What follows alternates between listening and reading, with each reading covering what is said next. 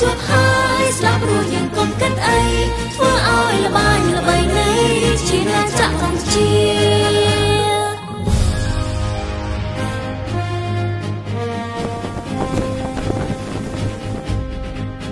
ប្រជាកុំជាមានចិត្តប្រាថ្នារួបរวมសង្ខារសច្ចាការពារទឹកដីកុំត្រកម្លាំងជួមុខទាំងចិត្តស្មារតីយើងខ្ញុំរកស្រីស្ម័គ្រដើម្បីទឹកដីកម្ពុជា